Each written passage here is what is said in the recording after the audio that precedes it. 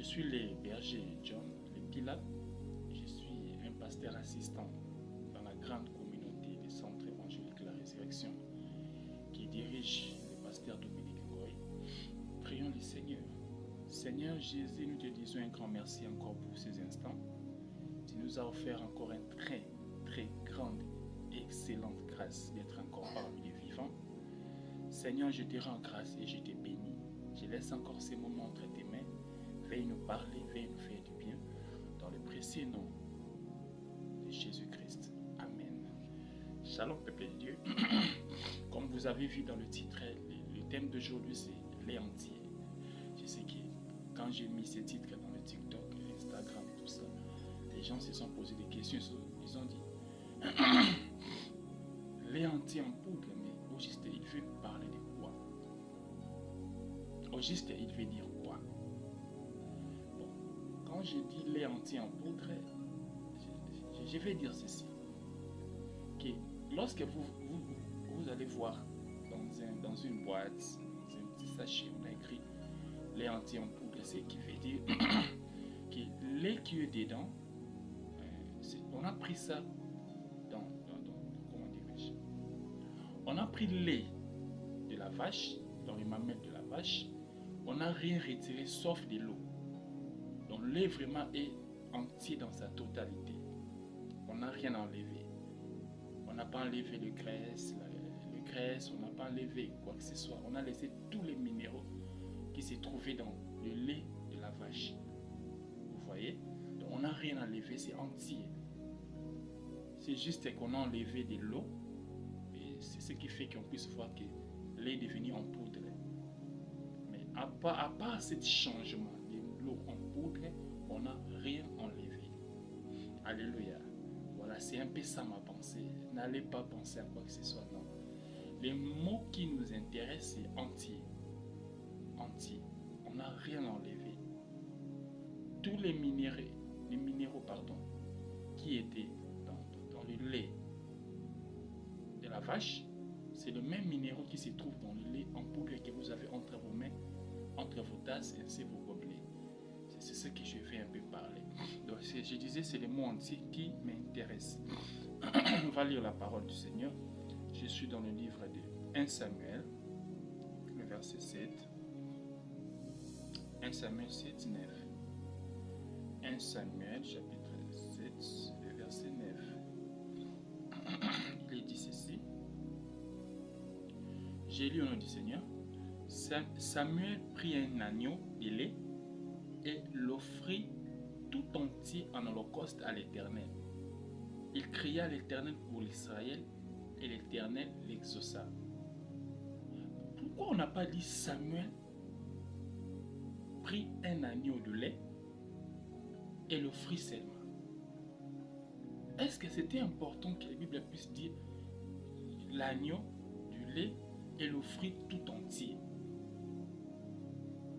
C'était important. Moi je pense que dans la Bible c'est pas un journal. Tous les mots qui se trouvent dans la parole du Seigneur, même le lait, c'est important. Samuel n'a pas offert au Seigneur un animal comme ça. La Bible précise que Samuel a offert au Seigneur un agneau tout entier, dans sa totalité. Il n'a rien enlevé. Il n'a pas dit que bon, comme l'agneau est là, je peux prendre une partie, tout ça. Non.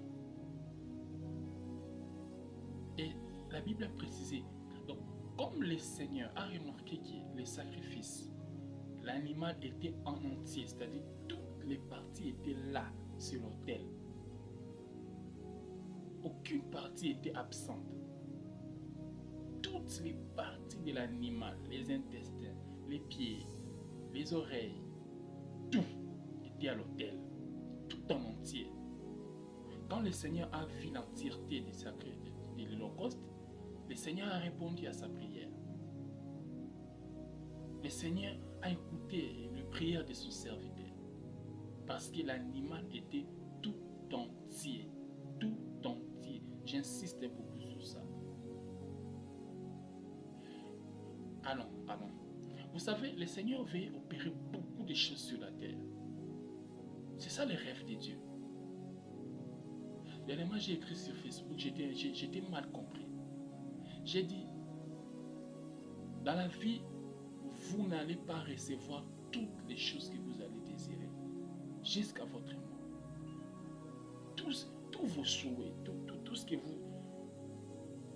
que vous allez chercher, vous ne l'aurez pas toujours. Je suis allé un peu très loin pour dire, même Dieu le Créateur, il n'est pas satisfait à 100%. Dieu le Créateur n'est pas satisfait à 100%. Il y a des choses que Dieu cherche, mais il n'en a pas. J'ai dit ça pour dire que Dieu veut faire des choses dans nos familles. Dieu veut faire des choses dans nos quartiers. Dieu veut faire des choses dans nos églises. Dieu veut faire des choses dans nos pays. Mais il cherche des canaux, permettez-moi le mot, des canaux pour passer. Il cherche des sacrifices pour passer. Il cherche des gens qui se mettent à l'autel pour que lui puisse manifester sa gloire. Vous voyez, donc Samuel, quand il a offert un animal tout en entier, c'est en cela que Dieu s'est manifesté. Parce que l'animal était entier. L'animal était, comme on dit, lait entier en poudre. Lait entier en poudre. Peuple de Dieu, s'il vous plaît, écoutez, comprenez-moi bien ce que je vais dire. Le Seigneur cherche des sacrifices pour manifester sa gloire. Mais si c'est comme ça, ces sacrifices, c'est simple. Je peux offrir au Seigneur de l'argent. Je peux l'offrir la voiture. Je peux l'offrir. Le sacrifice que le Seigneur cherche, ce n'est pas ce que je viens de citer. Le Seigneur cherche des sacrifices humains. Je vais aller encore plus loin. Disons, je suis dans le livre des Hébreux 10, 6 à 9. Hébreux 10, 6 à 9. Prenez aussi votre Bible, s'il vous plaît. Hébreux, c'est dans le Nouveau Testament. Hébreux.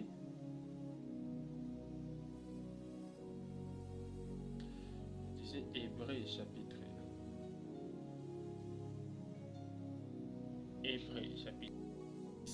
Hébreux 10, 6 à 9. J'ai lu au nom du Seigneur. Il est écrit ceci.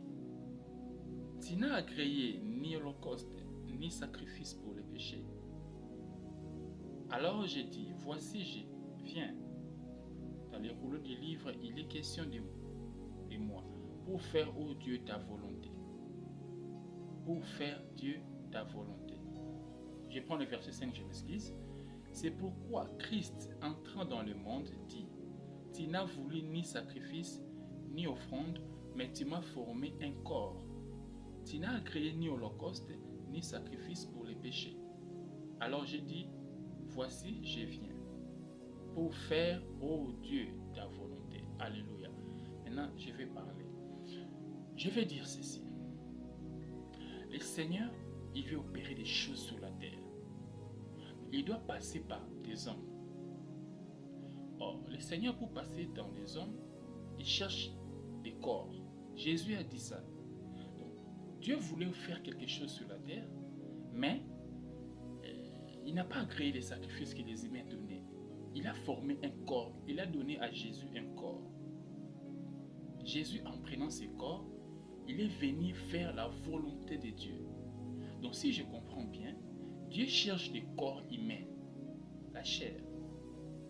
Dieu cherche les corps humains pour accomplir sa volonté. C'est Jésus qui l'a dit. Donc, Dieu fait avoir les corps humains pour accomplir sa volonté.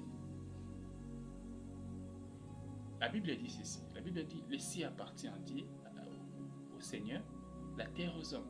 Donc que ce soit le diable, que ce soit Dieu, que ce soit Jésus qui est l'Esprit, pour qu'il opère sur la terre, il doit passer dans un corps. Le serpent, le diable, pour opérer sa volonté sur la terre, il a passé sur le serpent. il devait avoir la permission d'un corps. Et Dieu aussi a fait pareil pour passer, pour délivrer, pour sauver. On vient de lire la parole. Pour sauver le monde, il devait passer par un corps. Jésus est trop clair. Bien aimé, je n'aimerais pas aller très loin. J'aimerais nous dire ceci. Que les seigneurs, pour opérer sur la terre, ils cherchent des corps humains qui doivent se présenter devant lui dans l'autel comme un sacrifice, comme Jésus. Jésus a dit que tu m'as formé un corps pour accomplir ta volonté. Mais si c'est le corps, est-ce que Dieu devait encore se lamenter et qu'il cherche des corps parce que nos églises sont pleines? Beaucoup de personnes dans nos églises. Si Dieu cherche des corps, c'est simple, c'est facile. Nos églises, il y a beaucoup d'âmes. Bon, pas des âmes, on ne parle pas des âmes. Beaucoup de corps, les églises sont remplies. Le problème qui est là, la plupart des gens qui viennent au Seigneur, qui cherchent à lui offrir leur corps, leur vie, ils n'ont pas donné à Dieu leur corps en entier comme Dieu le cherche, comme Dieu le veut. Beaucoup de gens qui viennent à l'église, qui donnent à Dieu leur vie, ils ne vivent pas comme le Seigneur l'attend. C'est pour cela qu'il n'y a pas assez de l'air. Dieu ne manifeste pas beaucoup sa gloire sur la terre. Le Seigneur nous veut en entier. Dans le livre de Romains, chapitre 12, verset 1, il est dit ceci. Je vous exhorte, je lis beaucoup de versions, comprenez-moi si je ne réponds pas à votre référence, à la langue qui est entre vos mains, pardon. Je vous exhorte, frères, par les compassions de Dieu, à offrir vos corps comme un sacrifice. Vous voyez, même Romain les reconnaît. Je pense que c'est Paul. Le Seigneur désire nos corps, nos vies. Mais pas, je vous ai dit que Dieu est très exigeant. Il exige beaucoup. Il est le seul Seigneur qui est exigeant. Le Seigneur exige, ça j'insiste. Le Seigneur veut des corps, il veut des corps qui lui soient vraiment offerts. Mais des corps qui lui soient offerts en entier, pas en moitié. Jésus a dit, on a lu, Samuel a donné au Seigneur un sacrifice en entier. Jésus a dit que tu m'as formé un corps pour accomplir ta volonté. Paul a dit, offrez vos corps comme un sacrifice. Le Seigneur désire nos vies, nos corps en entier. Quand je dis en entier, qu'est-ce que je veux dire? Qu'aucune partie de notre corps échappe à l'autel du Seigneur. Aucune partie de nous ne doit quitter l'autel. Je donne un exemple.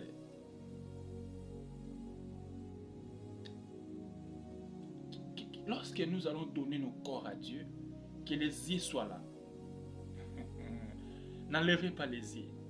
Si vous enlevez quelque chose dans le sacrifice que vous donnez au Seigneur, vous risquez d'attirer la colère du Seigneur comme les enfants d'Élie, du sacrificateur Élie dans 1 Samuel.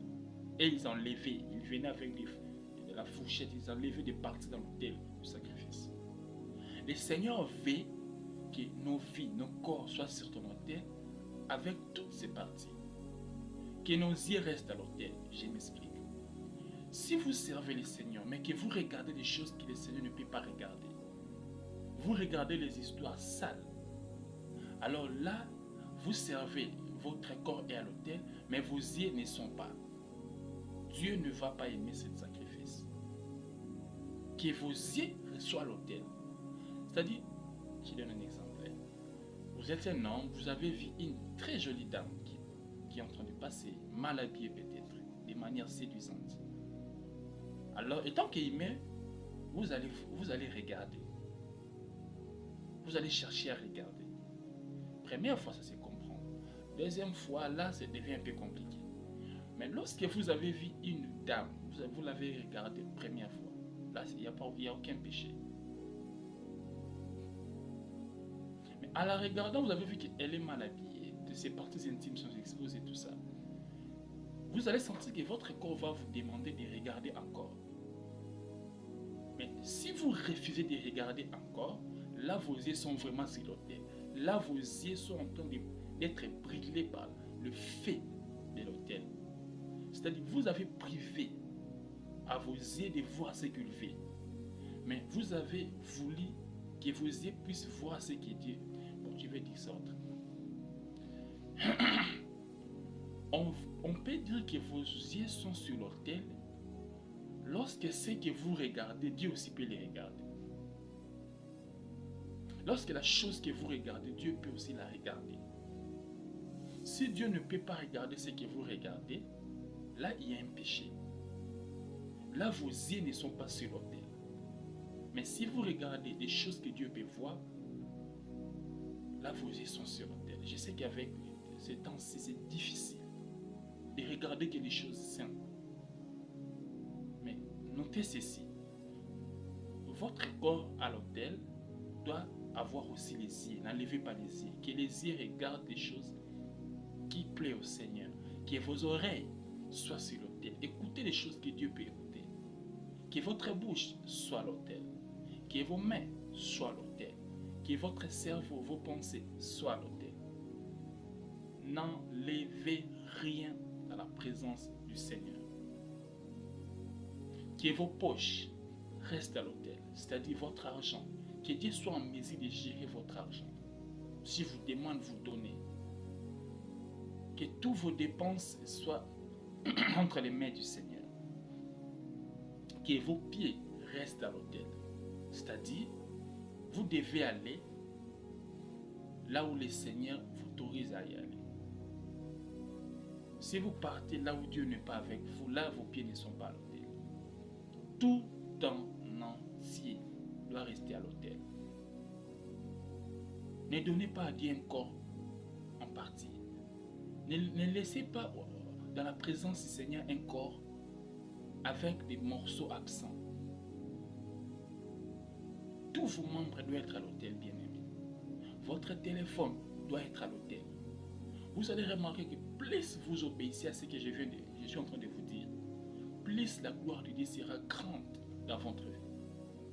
Et la délivrance dans votre maison, dans votre famille, dans la nation sera grande parce que la gloire du Seigneur sera grande et puissante. Bien-aimés, soyez des laits entiers en poudre. N'enlevez rien. Venez comme vous êtes à la présence du Seigneur. Si vous péchez, demandez pardon. Si vous avez commis un péché, demandez pardon au Seigneur. Mais le Seigneur m'a dit de vous dire que votre vie dans sa présence n'est pas tout entier, n'est pas dans sa totalité. Il y a des morceaux qui manquent sur son autel. Il y a des morceaux qui manquent. Ma soeur, il y a des choses qui ne sont pas là. Vous allez nourrir beaucoup de familles. Il y a des pauvres qui vous attendent. Vous devez les aider. Dieu veut manifester sa puissance pour démontrer qu'il est Dieu. La création attend la révélation du Fils de Dieu. Pour que ces choses arrivent, il faut que votre corps soit dans l'autel du Seigneur tout entier. Que vos mains soient dans la présence de Dieu. Donc, touchez les choses que Dieu peut toucher. Si Dieu ne peut pas toucher ces choses, ne les touchez pas.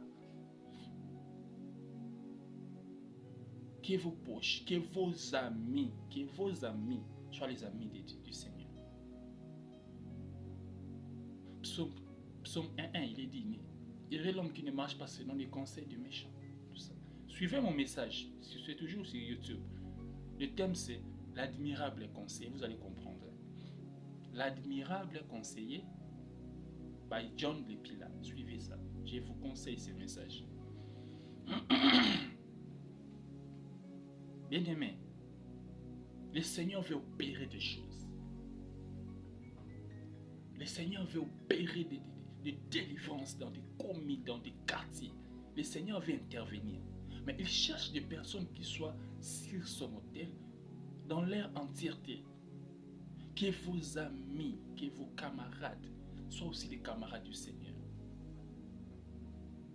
Je pense que c'est dans Psaume 15. Si vous lisez, j'ai oublié le verset. Dans Psaume 15, il est dit quelque part,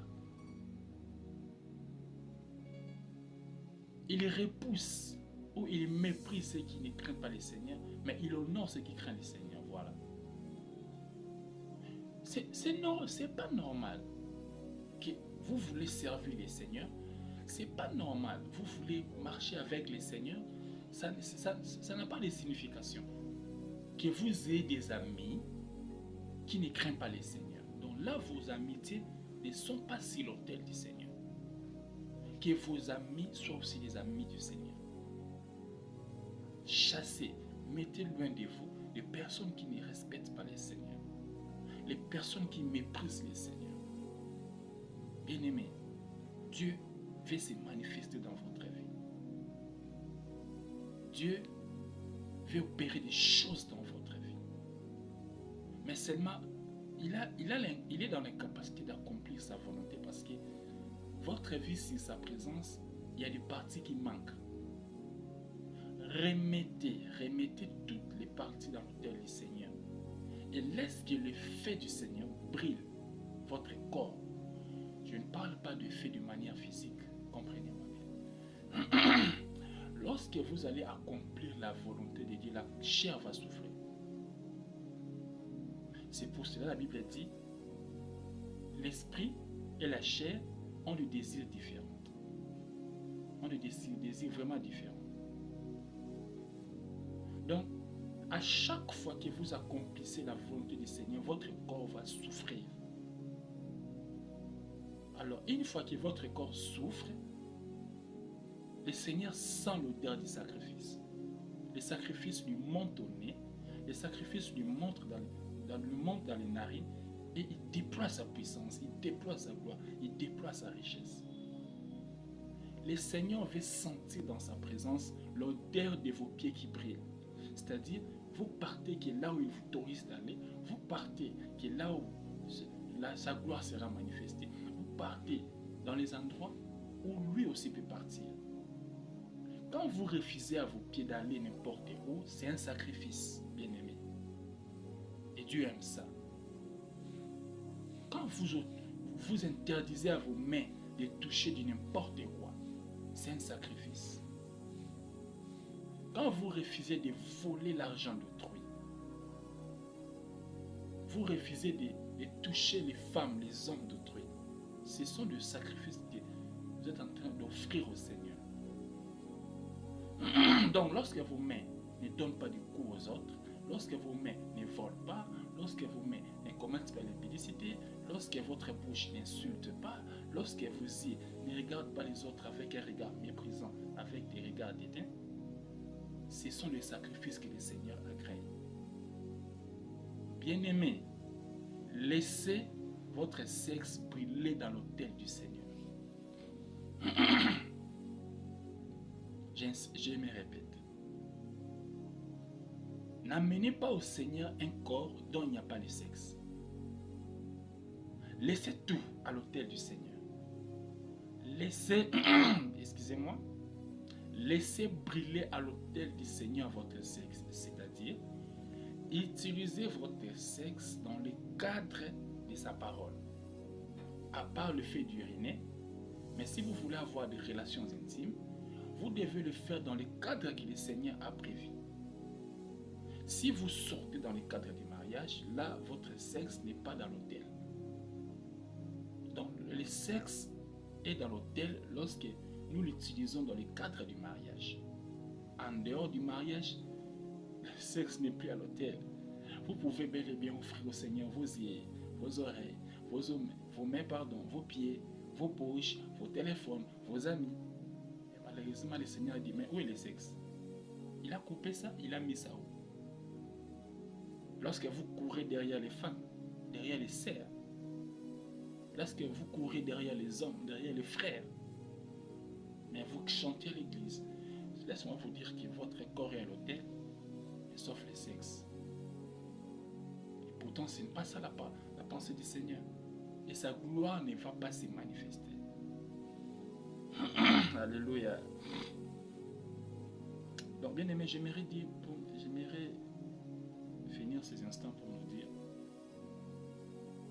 Dieu va manifester sa gloire, mais il m'a dit de vous dire que votre vie, votre corps, c'est son autel, il y a beaucoup de choses, il y a beaucoup de parties qui manquent. Examinez-vous. Toutes les parties qui manquent à l'autel, ramenez-les.